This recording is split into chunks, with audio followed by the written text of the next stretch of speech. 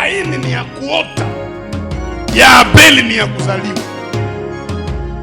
Oro Yesu hataota, Yesu atazaliwa. Attention kufanya relation yoyote na Melkisedeki. Hange na mutu muote hata muhuduma mwenye aliotaka. Ana baba wa kiroho, ana kanisa mahali. Ulikuya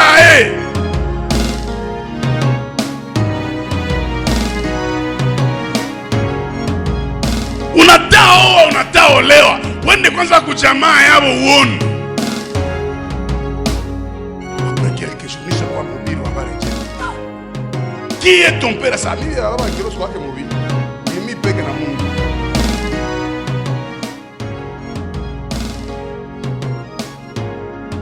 Mwanzo sura 4. Mstari wake wa 2 tuanzie pale. Akazaa tena ndugu yake Abeli, na Abeli alikuwa mchungaji wa kondoo, lakini Kaini alikuwa mlimaji wa shamba. Siku zilipopita, Kaini akapeleka ya matunda ya udongo kwa Bwana, na Abeli vile vile alipeleka wa uzao wa kwanza wa makundi lake na mafuta yake. Bwana akaheshimu. Sijui Kiswahili hiki kizuri au namna gani. Bwana akaheshimu Abeli na zabihu yake, lakini hakuheshimu Kaini na zabihu yake. Kaini akasirika sana na uso wake ukakunjamana. Bwana akamwambia, unasirika kwa nini? Uso wako unakunjamana. Kama ukitenda mema si utakubaliwa, na kama utendi vema zambi inakaa mlangoni na inakutamani wewe, lakini sharti uishinde. Kaini akasemezana na Abeli ndugu yake, na alikuwa wakati walipokuwa shambani. Kaini akasimama juu ya ndugu yake Abeli akamuua. Bwana akamwambia Kaini, Abeli ndugu yako ni wapi? Akasema, sijue, mimi si mchungaji wake. Amen. Naweza kaa.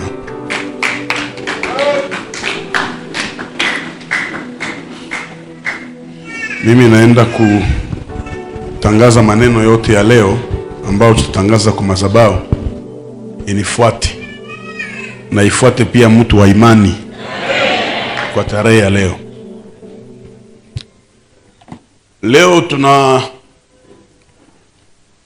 troisième partie ya spiritualité. Nataka kuzungumza juu ya la spiritualité complète. Ukiroho unaojaa, lakini nitaizungumza kwa mapana na undani kwa mafunuo, na itakuwa baraka. Force ya spiritualité ni principe, na kila principe yenye iko spiritualité iko na maana yake. Ukifanya hii unaacha hii, ile nyuliacha inaweza kuua maisha yako pasipo kujua.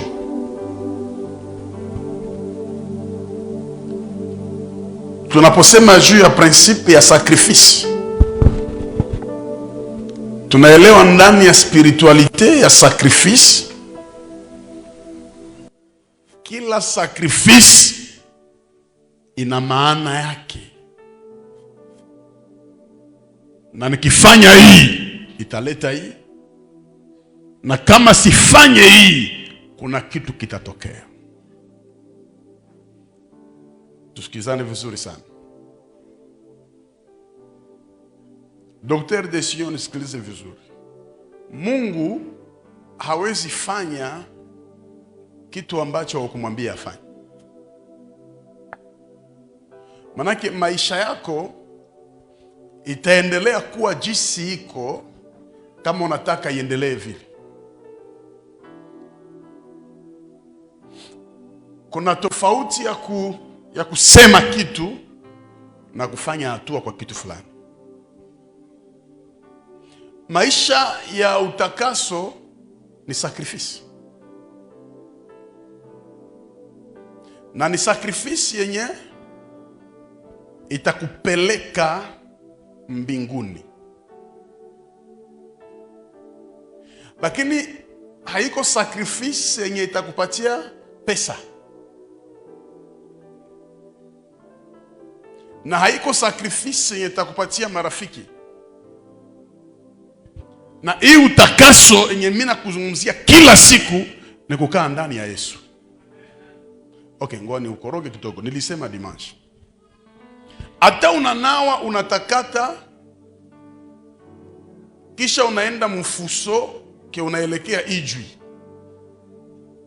tutaona kichwa yako haiko sawa.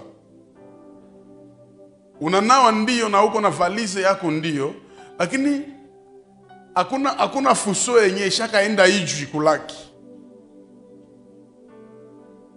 Njia ya kwenda mbinguni ni Yesu peke yake. Mtu mmoja aseme amen. Manake unapokuwa ndani ya Yesu Kristo una uhakika ya kujua kwamba nimetakaswa kwa neno lake. Ndio maana mtakatifu au mtu wa Mungu wa kweli hawezi dumu katika dhambi. Biblia inasema na mtakatifu aendelee kujitakasa. Maanake unaweza muona leo hivi, kesho haiko vile. Lakini sacrifice ya utakaso haikupe chochote. Inakupeleka wapi? Mbinguni. Na mbingu yenyewe hatuende saa hizi. Kuna sacrifice ya pili inaitwa maombi.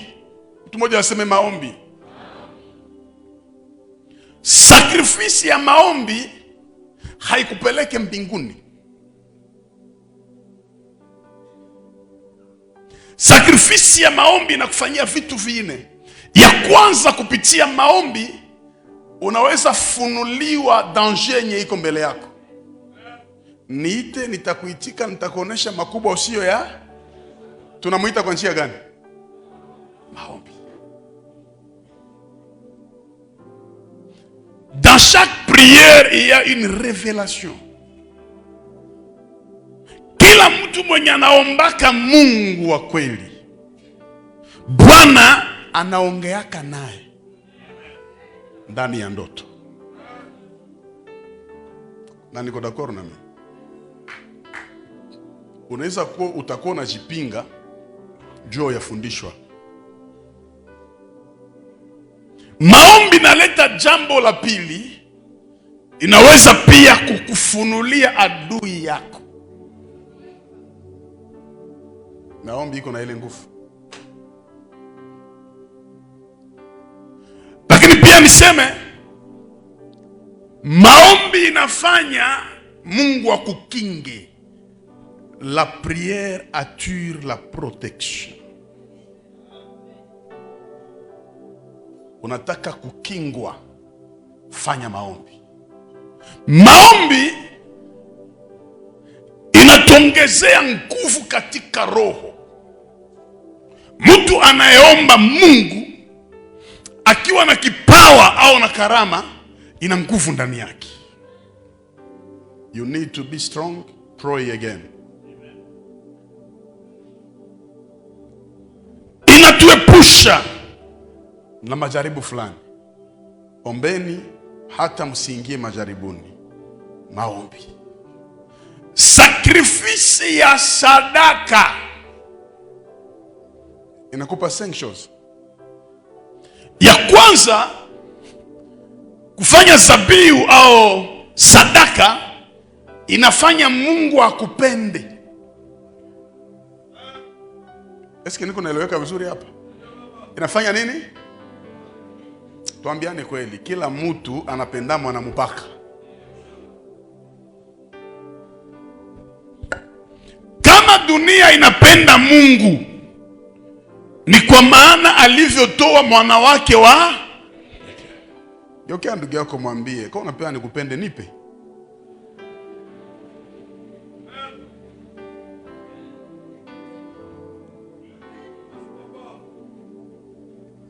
Na ile ni kwa ngambo yote. Sadaka inaleta jambo la pili. Sadaka zako, that is very deep, inakukamilishia kuingia mbinguni. Unaona maproblemu sasa? Inaungana na utakaso. Kuna andiko moja nasema mahali hazina ya mtu iko ni pale roho yake itakuwa. Manake anayetoa sadaka, sadaka inampeleka kwenda kwa Baba. Hazina yake inamtangulia. Ndio pale usineglige sadaka. Lakini jambo la tatu, sadaka inakufanya mu maisha yako yote mpaka kizazi chako usikosake sadaka ingine. Njo mutaremarke bale banatoaka ni bale. Hata kosaka maisha yake yote. Hata kosaka pesa maisha yake yote. Sadaka inakufungulia pia connection nzuri za kuishi na watu. Ni nyingi. Sadaka haikufunuliake. Sijui kama Mungu ananisikia. Nini ndio nakufunulia? Maombi. Nasikia ni kama mwalimu ataongea. Ndani ya sadaka haupati ufunuo. Inakuconnect na Mungu. Inabariki maisha yako. Inakufanya uwe juu usiku na mchana. Watu wote mnaowaona wakubwa ambao walioinuliwa na Mungu, kuna sacrifice walifanya. Mungu hawezi kupatia $1000 wakati yenye huko wameziri kumrudishia $1000. Bwana akikupa Isaki, manake anaona roho yako.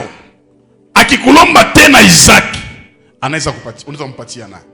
Nisha comprendre kitu kimoja. Kupana haiko kuwa na pesa au kuikosa. Kupana ni probleme ya niveau. Mtu mmoja anipe amen vizuri.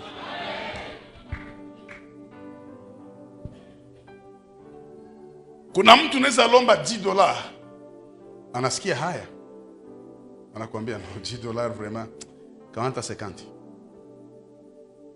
Na kuna mtu anaweza lomba $10, yeye anakuambia tafuta exchange, tafuta 2000 francs kule mule nirudishie zangu. Haiko probleme ya kalkili. Niveau yake iko chini. Kuna mtu nimeona anajengea Mungu kanisa, mtu mmoja. Kuna watu wamepatia Mungu manyumba, magari, viwanja. Haiko ya kwanza nimeifanya na Mungu, na hii hawezi fanya Mungu akae kimya kwangu.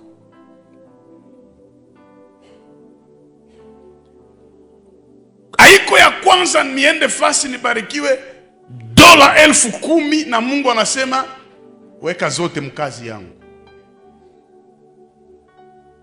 Nilifanya bado ningali mpangai wa nyumba, na mpaka leo naendelea kuifanya. Na siwezi kufichika. Sitakosaka pesa mpaka uzee wangu. Maana nikikwambia niko krize, peut-être krize yangu ndio baraka ya mwingine. Tunaelewana tu vizuri. Haiko krize ya kukosa pesa, lakini ni krize ya mabezweni za mingi. Walimu wanaeleweka? Moses kwa hapa. Huyu mtoto wangu natembea naye masafari mengi ya jini. Tulikuwa na wewe Lubumbashi, tulifanya miezi ngapi? Nakupa mfano tu. Lubumbashi tulifanya mwezi mmoja na Kolwezi. Ona mfano. Kule nilienda Lubumbashi Kolwezi kupumzika. Sasa tu nende siafika Katanga ilikuwa ya kwanza nipumzike. Kumwezi moja tulipata dola ngapi? Plus ya $13,000. Mwezi moja $13,000. Tulindaka hata na mile. Hata sanfra.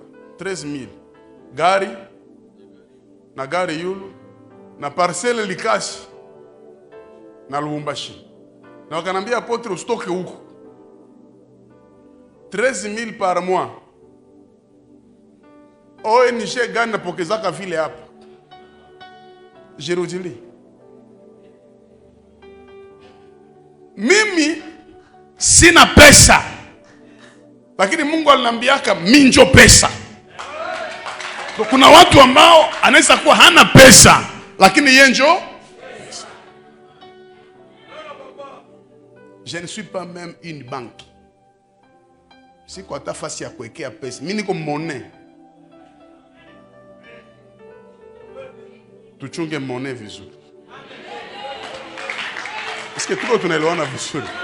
Kuna watu ambao Mungu alisema nitakubariki. Akaambia Abraham mimi nakufanya baraka. Kuko tofauti ya kubarikiwa na kukua baraka. Kubarikiwa manake baraka zinaweza isha. Mekukua baraka manake kote kwenye utafika. Mungu akutoshe mudimension ya kubarikiwa na akufanye baraka. Nani iko na amen zaidi ya ndugu yake hapa? Ukiexagere amen, Mungu atafanya vile unavyosema. Mungu akutoshe mudimension ya kutafuta pesa. Pesa yanze kutafuta wewe. Praise the mighty Lord. Geukia 3 personnes sema inawezekana. Mtumishi mmoja alihubiri haiko hapa. Jana msamdi. Kaa nikwambie. Kuna watu ambao baraka zao zinaikaa. Zinafanya nini? Kuna watu wengine ambao baraka zao haziikali. Zinatambala. Kuna watu wengine baraka hazitambale. Zilishasimama. Kuna watu wengine baraka hazisimame. Ziko zinatembea. Kuna watu wengine baraka hazitembee lakini zisha kimbia. Atangi barikiwa 2030 inakuya. Kuna mtu mwingine mwenye baraka yake haikimbie lakini inaruka. Si mulikuwa hapa kisa elfu samedi. Inaruka. Sasa ule mwe baraka na ikala inastanye quelque part. Anaweza wakia analia maisha yake yote. Kumbe baraka iko quelque part lakini mwa ile baraka hamuna vitesi. Ndio maana mbele nifungule hii maandiko. Kama baraka yako ilikuwa inatembea, iruke tarehe ya leo.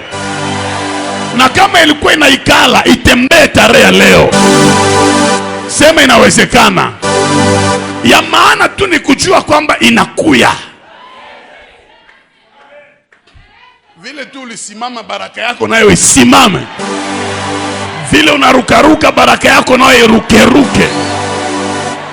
Praise the mighty Lord. Salimia 3 personnes, mwambie usijiue tena. Zinakuya.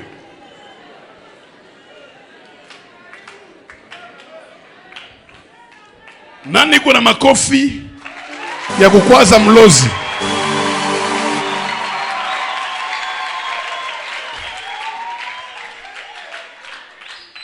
Ukimona mtu anakuwaka na roho ya kutoa, ole wako kumudekuraje. Nasema ole wako. Kwa sababu na laana yake utabeba na yako utaongeza. Mimi nimeshauliza mtu mmoja kule tulikwenda kuhubiri fasi moja. Anatoshea Mungu mafra 5 millions de francs. Ninaambia kuna kapitali ya ngapi? Sasa hapana, njoo ilikuwa yote. Kama unaweza kuwa na 5 millions na upatie Mungu yote. Ase apote. Nilikuwa naipana mpombe yote. Ase nilipana hata ma 20 millions mpombe. Kama Mungu njoo natapatia. So mwani mrudishie Mungu. Kila mwana toleaka Mungu iko na raison ya kutolea Mungu. Anayua kuna siku yenyewe nilikuwaka hivi. Mungu akaniepusha. Tuko tunaelewana vizuri hapo. Kama mtu anataka kudekuraje mbia Mungu, wewe unaona mkilte tulikawia, mwambie ulikia fanya. Ulikia fanya? Nani washafunga kamba hapa? Daeri mkiswahili leo mnasemaka ni siku ya nani? Si ni siku ya Mungu leo. Wewe wakati uko unasema unakawia mkilte, njoo wakati ya mwenzenu maiti iko 6 jours mu morgue. Njoo wakati ya mwenzenu iko na 6 mois mu hospital. Njoo wakati yenye mtu iko 13 ans mu muzenze na kufanyaka kosa. Mafieri ya mwanadamu inakuwa tu ya ovyo sana. Kilte haiwezi tembea selo and discipline zako. Kuna mtu mwenye kilte anaweza kawia juu yake paske aksida ilikuwa programme 12 heures, me juu yake Mungu anaiepusha ile. Na kesho yangu ni hii. Kama haukawie kwa Mungu, utakawia tena kwa nani?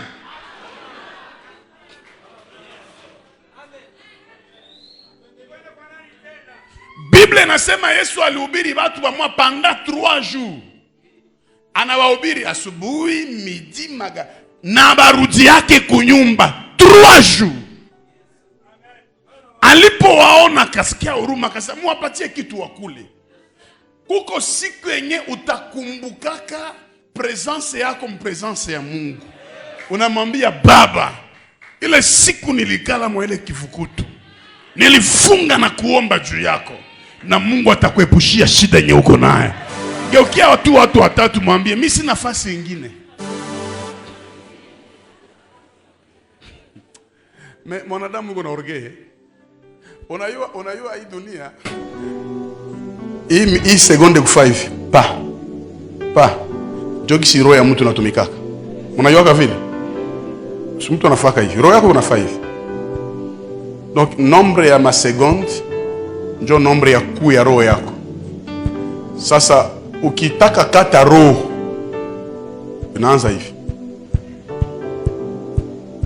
Inafika niveau fasi moja inakata. Donc depuis toka kunyumba ni seconde uko tu hivi pale. Wewe ujue. Na ile pile walitia mwe hauyo kwenye iko. Na ile bateri hauiuzake na uisharashaki. Meiko tu natumika hivi. Sasa uniambie 1 minute combien de secondes? 1 heure combien de secondes? Nisha comprendre. 10 ans combien de secondes? Ile 30 ans uko na combien de secondes? Mwenye anakupatia ile masegonde zote. Wewe ukimuikalia kwenye iko na kuhubiri na kuomba, tena kwenye hauna akili unasema alitukawisha. Huko si utakawia kwa mimi sitakuwa. Lakini wali wa Mungu ananisikiliza. Nipe amen zaidi ya voisin yako. Ukitaka kujua kama uko na mchumba wa mzuri, kama haiko mwizi, ni mchumba kwanza mwenye hawezi kulomba kitu. Unanisikia vizuri? Hawezi kulomba. Attention, kuna mtu une semaine mu relation nous dit téléphone. Mwambie au commencement était la parole. Tuendeleshe kuongea. Siku namupa gusa mfuko 500. Kama uko nayo 100 anenku wanamtia kumkono. Kisha ungue kama takuzia hata mashoksi ya $20 kwa ile franc.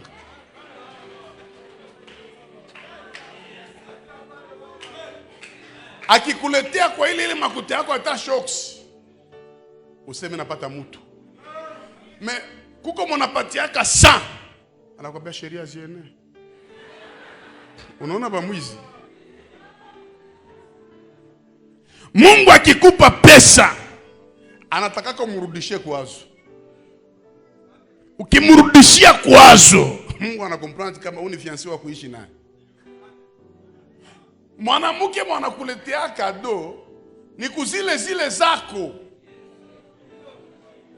Hawezi patia mwanamke wa akili ration 1 mois na hata sengle asilete.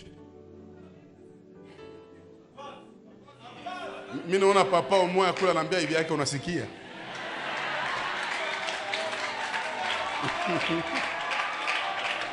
Kuzile zile zako. Uko na bwana mwenye uyaletea kata shemizi. Uliumbwa na nani? Kitu yote ya kuletewa na mtu mwenye unapendaka inagusaka roho yake.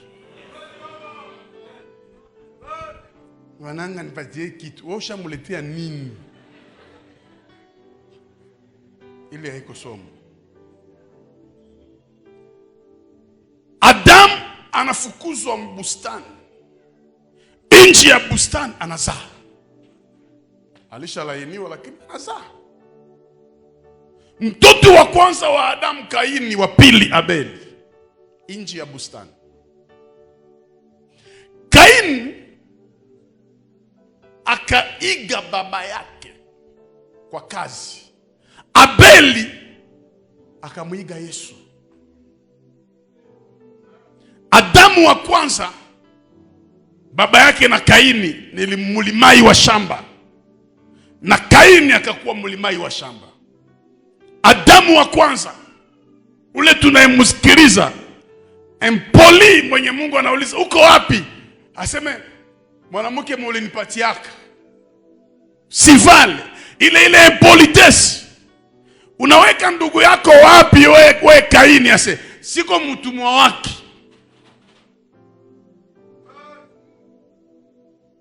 Juu ya Adamu wa kwanza ardhi inalainiwa. Juu ya Kaini anasema ardhi imelainiwa tena Kaini, kwa maana ulifungula ichukue damu ya ndugu yako. Abeli ni picha ya Yesu, kwani Abeli ni mchungaji wa kondoo na Yesu ni mchungaji mwema. Abeli damu yake ilienda kwa Bwana na ikalia. Damu ya Yesu ilikwenda kutuokoa kule juu mbinguni. Abeli amechinjwa na Kristo kama kondoo aendaye kuchinjwa, anakwenda Golgotha. Tatizo ya Abeli na Kaini iko wapi? Kaini ni mtoaji sadaka na Abeli ni mtoaji sadaka. Nitakupa uhakika wa ufunuo, nisikilize vizuri. Kaini ya kutoa sadaka za mubaya, kwa sababu kuna wahubiri wengi waishazarau Kaini. Kuleta lengalenga, kuleta sombe, kuleta sijui kitu fulani ni mazao ya ardhi, na mtu anatoaka kenye alipata. Hauwezi exigir mtu atoe dolar na yaona dolar. Mungu akikupa dolar, toa dolar. Akikupatia franc, toa franc. Me akikupatia madolar na uko na toa mafranc, uko na shishusha kwenye Mungu alikutoshaka. Kaini analetea Mungu lengalenga, sombe, maragi, bishusha. Abeli analetea Mungu kondoo za kunona, na wote wanafanya sadaka ya kuteketezwa. Lakini Biblia inasema Mungu akapenda Abeli na sadaka zake, akachukia Kaini na sadaka zake. Tatizo iko wapi? Ingine Kiswahili nasema Mungu akamuheshimu Abeli na sadaka zake, na akashindwa kuheshimu. Hii Kiswahili ya ndugu nasema akamtakabali. Kumtakabali is like to find favor, ni kama kupata kibali. Manake Mungu hawezi itika vyako kama ya kuitika wewe. Sieleweki. Mtu hawezi kupenda, mtu hawezi penda vyako kama akupende wewe. Unajua faiblesse ziko, kila mtu kuna yake, tuko pamoja. Mwenye anaona faiblesse yako sana ni mwenye akupendaki. Mwenye anakupenda, ile bosi yako ndio inamponyesha magonjwa. Ile kutembea yako ndio inamgusaka. Manake mbele mtu akusaidie, wala mbele mtu aone valeri ya kenye uko nacho, lazima roho yake kwanza ikupende. Sio kani kunaeleweka vizuri hapa. Sasa iwe huduma, iwe karama. Kama Mungu anakupenda, chochote kenye utafanyaka Mungu atakipendaka. Ngoni bakoroge kidogo. Entre Saul na David, nani ndio choix ya Mungu? Si David. Saul ni choix ya nani? Si ni choix ya wanadamu? Okay. Saul Mungu anamkataa, na sitaki Saul. Zambi ya Sauli ni nini? Si kukia kutoa sadaka na Mungu alimkataza. Est-ce que kutoa sadaka ni zambi? Haiko zambi quand même. Mais tellement que mu début, mu commencement tout, Mungu alikuwa mu yake. Alikuwa tuna besoin kisiki ni kwao. Mais papa Daudi anaua, acha kwa maambiance. Anachinja, anaua, Bafilistini anachoka na kuua. Paka anaua bwana ya mtu juu ya bibi yake. Sauli alifanya vile. Mwisho Mungu anakia sema Daudi ni mtu kama moyo wangu. Uko hapa leo na uko naishi leo paske Mungu anakupenda. Wewe moko unanisikiliza. Mungu anakupenda. Malgré tout, hauyakuwa na nyumba, labda hauna gari, ça n'est pas ton problème. Ile pumzi yenye uko nayo, Mungu anakupenda. Wangapi wanapendwa na Mungu wafanye? Wave your hand like this, fanya. Sema ananipenda. Lakini niseme hapa kwa kuingia kwa somo langu. Kwa nini Mungu anachukia Kaini, anapenda Abel? Ambia voisin mwalimu ataongea. Problem haiko sadaka ya Kaini, mama Neema. Sadaka ya Kaini natoka mbulongo. Na mnakumbuka wakati Mungu alifukuza Adamu, akasema mina laani ardhi. Sasa source ya sadaka ya Kaini inalainiwa. Hata analeta sadaka, source ni ya mubaya. Kozi ya kwanza hivi. Uliza voisin au voisine, source ya sadaka yako ni wapi?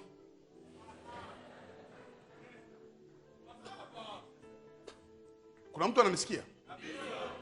Kozi ya pili kubwa. Sadaka ya Kaini ni ya kuota.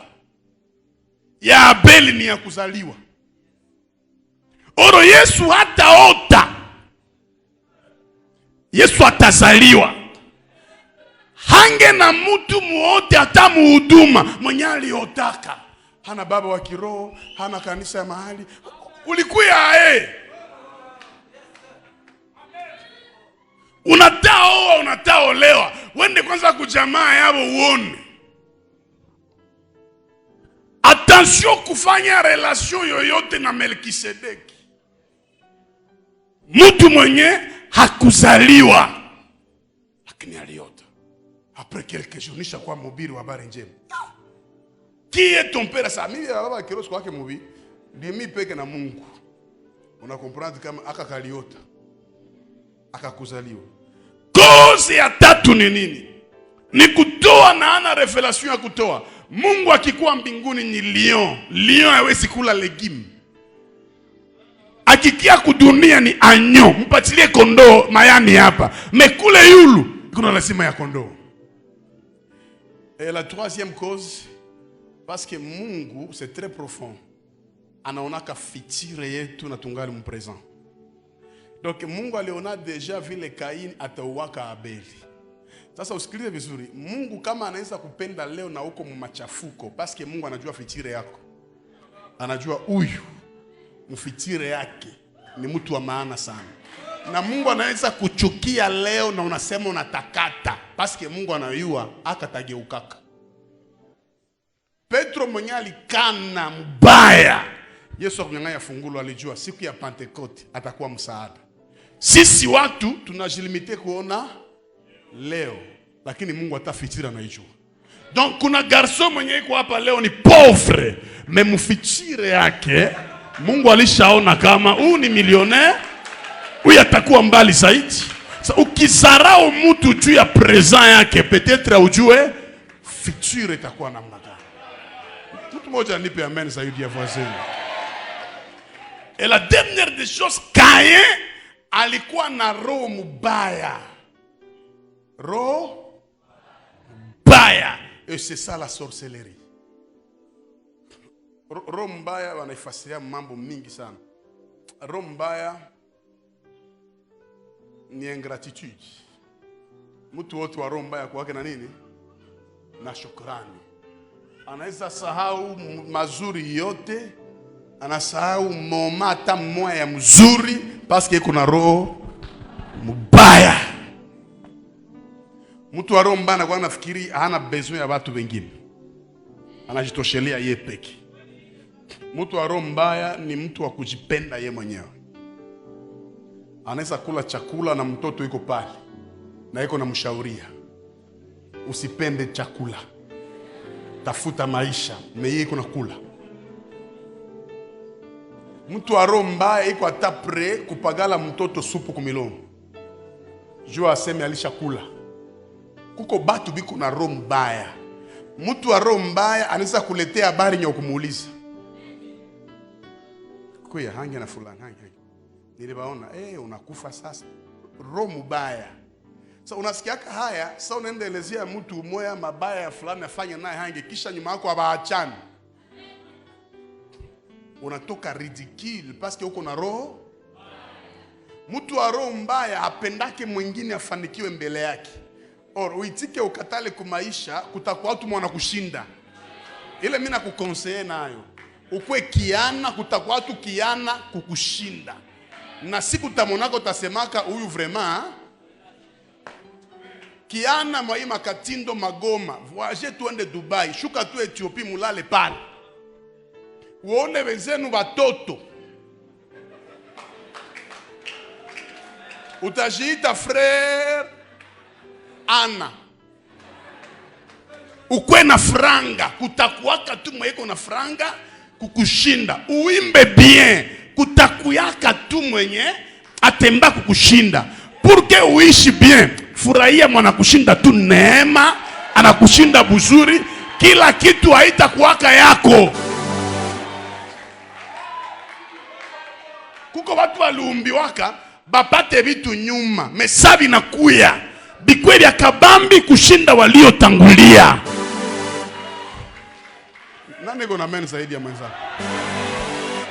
Kuko mwanaweza kushinda manguo, mbona mshinda viwanja? Basi manguo iko na maana. Ba patron mingi ya magari ya heshima abavalaka hata bien.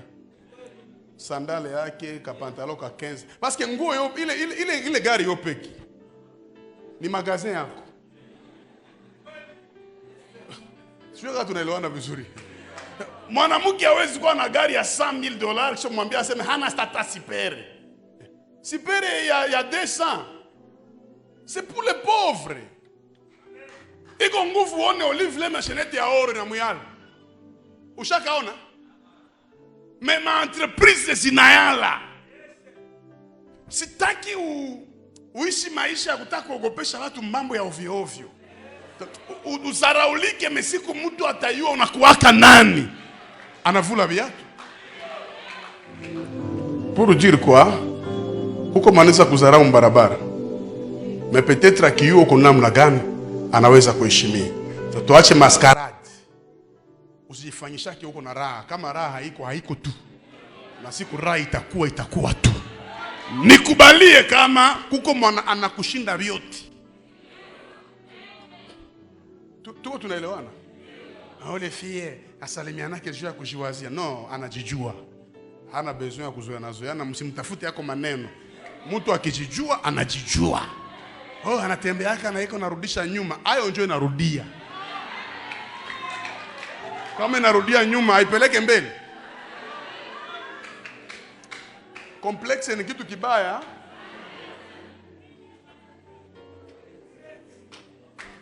Roho mbaya ni kusikilia mtu wivu na haiko mwenzako. Ni kushaurie kuko mtu mwenye hata ufanye ae hautakuasa yeye.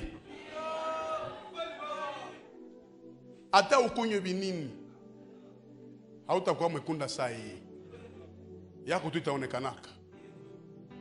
Hata unaweza imba aye hautaimba saa ishara. No, mimi niko wazi. Ishara asumbui. Mais akiimba una sentir que hata ishara naimba aye hata imba sa mami Fabrice. Akitaka leo naimba sasa iko kesho saa wenge kesho zote ziko muyeye. Hata banaimba aye hata imba sa mi. Kila mtu yuko na kake.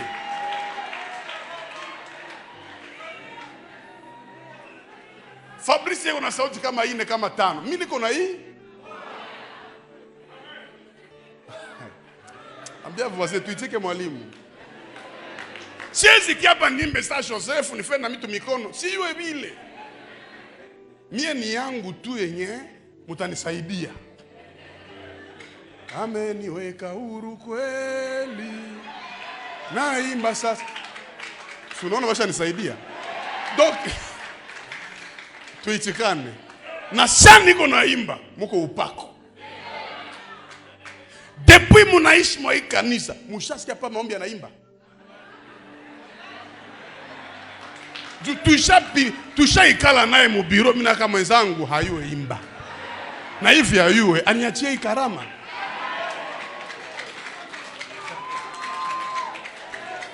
Niambilie 5 personnes nipende tu. Mimi nauliza hivi. Kuko ba garso wenye biko na tabia ya bushenzi. Ulifata fi. Mukaishi na fi. Mukapendana naye, mukaachana. Anapata mwatamuoa. Unaenda mchonganisha kule. Uko mlozi. Oh, minjo mina moyo ni Sisilia. Achana ile pepo. Uko mchawi. Kuna mtu unaishi naye leo hata kuoa. Mais peut-être juu yake utakuwa na experience ya maisha au utakuwa na akili fulani. Mukubali kama be munaachana nabo banaweza jenga, banaweza endelea. Kuachana na mtu usimutakie kifo. Fia nakwambia hakutaki. Suitike. Unanikatala mimi. Unanikatala. Unajua venye Mungu ananiambiaka. Unajua venye Yesu ananiambiaka. Magoti.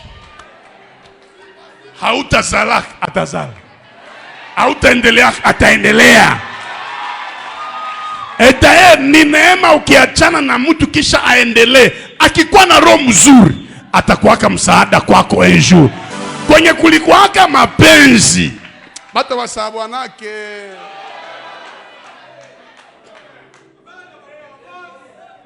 Ushona mtu mwependanaka naye unachomoka naye fasi mwa unashtuka mko mkonsere mwa unamwangalia kwa macho. Mafayo. Paske roho yako ilipendaka. Taambia voisin acha roho mbaya, hautanizuia kitu. Kama mwenzenu njoo kuna nguvu ya kutabiri, tumwachi. Hatuwezi tabiri shie wote. Kuzunguruka. Wanadamu. Kuko mwenye hataweza vile. Ataanguka juu wa mnene. Na kuko mwenye anazoea vile. Na kama mtu anayua kuhubiri, tuachiane makazi. Mimi naongea vibaya. Kesho yangu ni hii. Abel anapendwa na Mungu. Kaini anachukiliwa na Mungu. Okay. Aye mwenye anachupendewa na Mungu, Abel. Kaini mwanachukiliwa, anaweza muua. Weka mkono juu.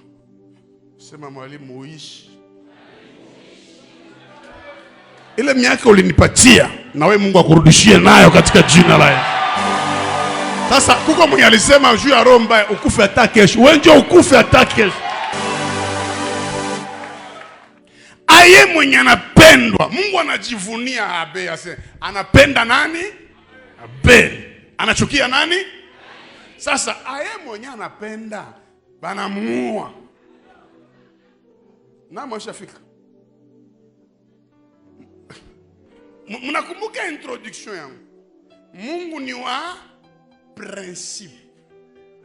Ukifanya hii, unaacha hii, unapigwa juu ya kenye uliacha.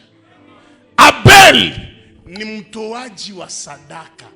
Hata siku moja Abel ya kuombaka. Kama angiombaka, angifunuliwaka mawazo ya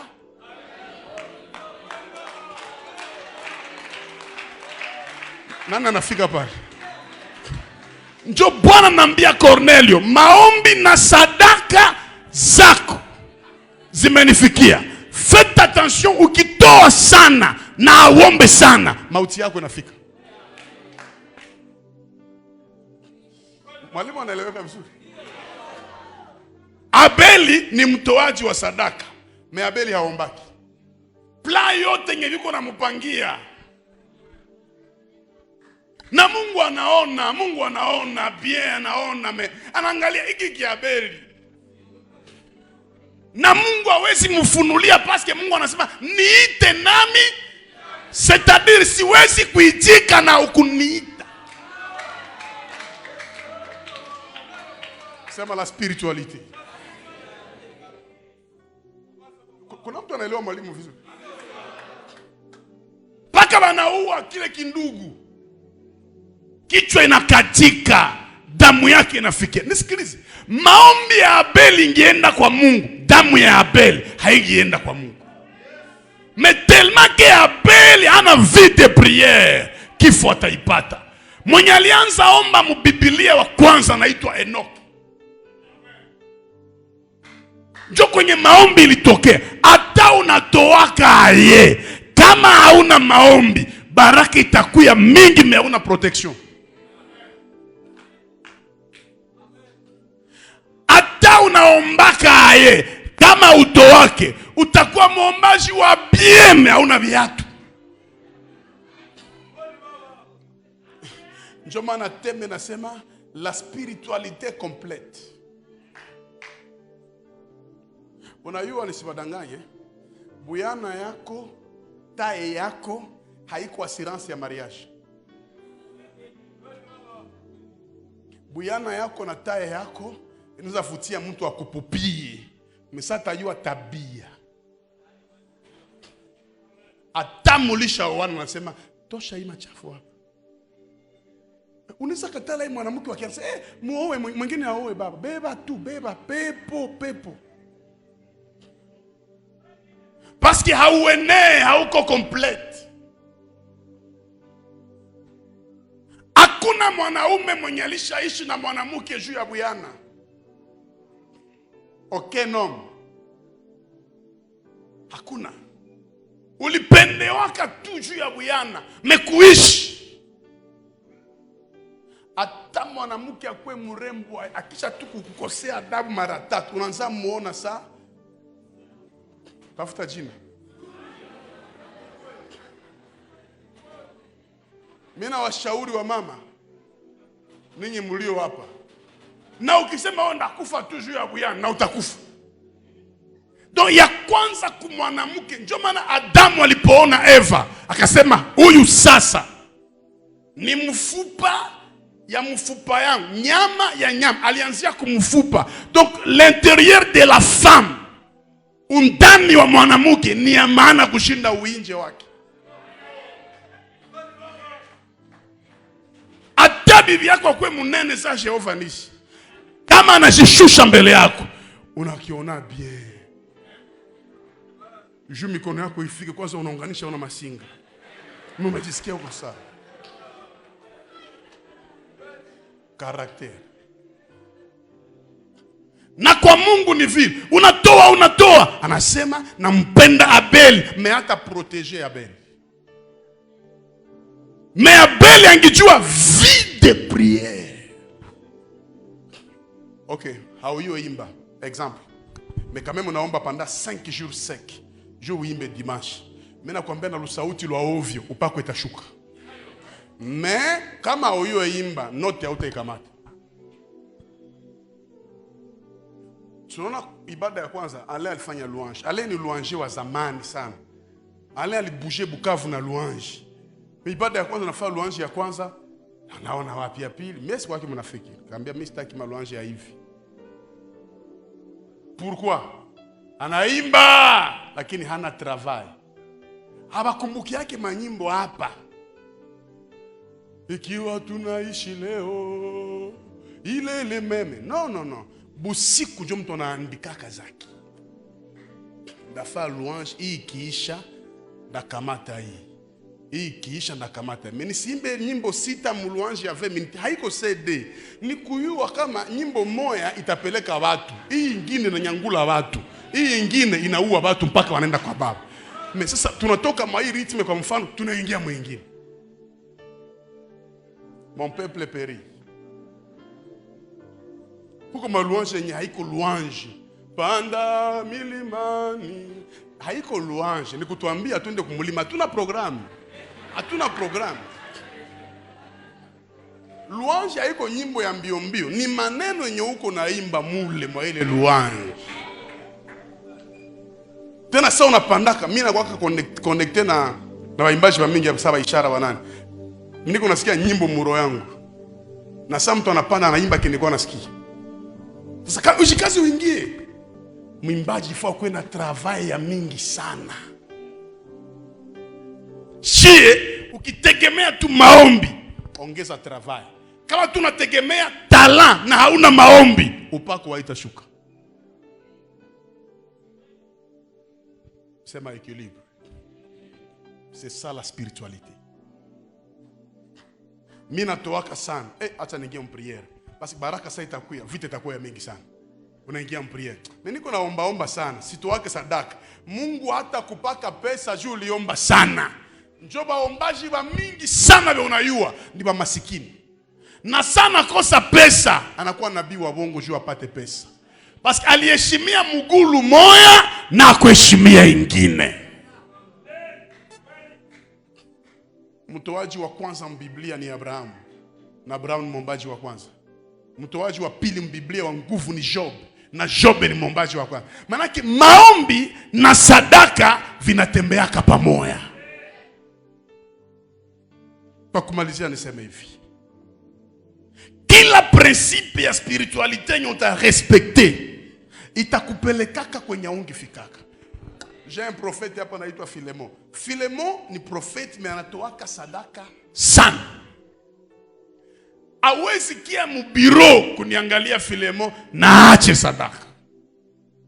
Alikuwa evangeliste chini. Prophète anaanza pana. Yeye nikimuona niko tu siri kama ka 20 kanakui. Papa nilikia tu kutembelea 20. Alikuwa anaingia mpaka kule chini tulikuwa kumanjanja. Alioya kumikono yangu nikaenda discuter dote yake.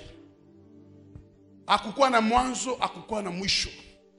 Leo hii banaanzaka muita Kishasa usiku na mchana aende ombeana, anarudia na pesa. Chochote apandacho mtu ndicho atafu. Ukitaka enda mbali mspiritualite, hii vitu niko na fundisho viheshimie. Ya kwanza kwa kwenda kumalizia, ukuwe na via concentration. Sema concentration.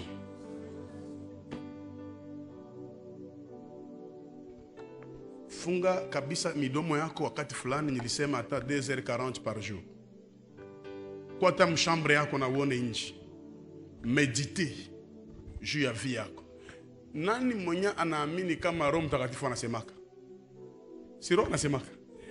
Kupitia parole anasemaka, kupitia ndoto anasemaka, mie nishasikia voix audible ya Mungu. Voix audible.